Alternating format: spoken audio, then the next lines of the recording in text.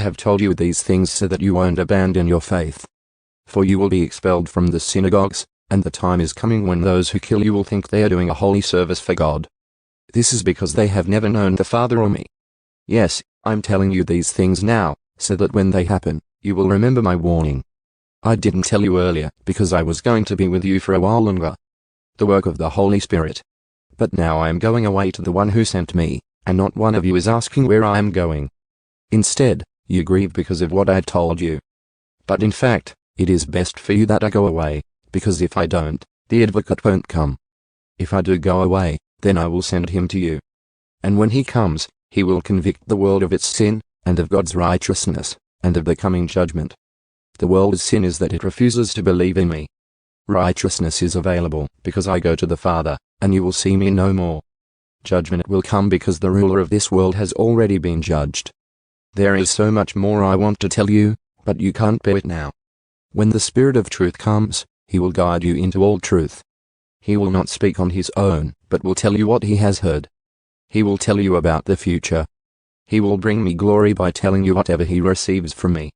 All that belongs to the Father is mine. This is why I said, the Spirit will tell you whatever he receives from me. Sadness will be turned to joy.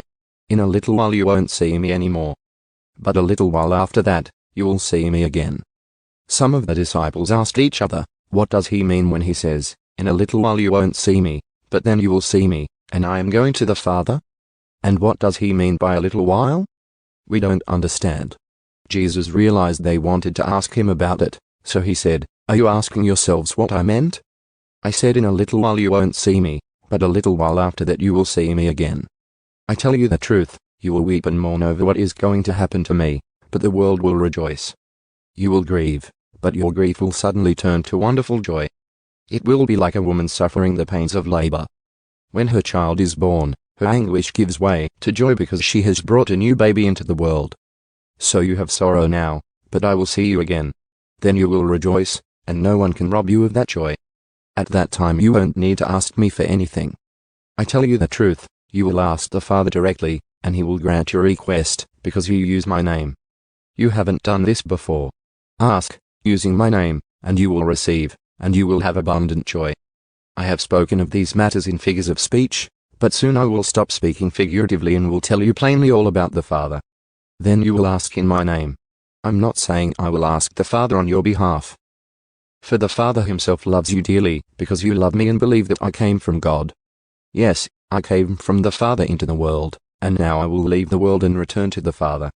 Then his disciples said, at last you are speaking plainly and not figuratively. Now we understand that you know everything, and there's no need to question you. From this we believe that you came from God. Jesus asked, do you finally believe? But the time is coming, indeed it's here now, when you will be scattered, each one going his own way, leaving me alone.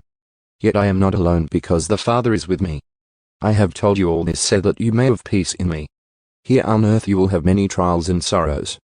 But take heart, because I have overcome the world.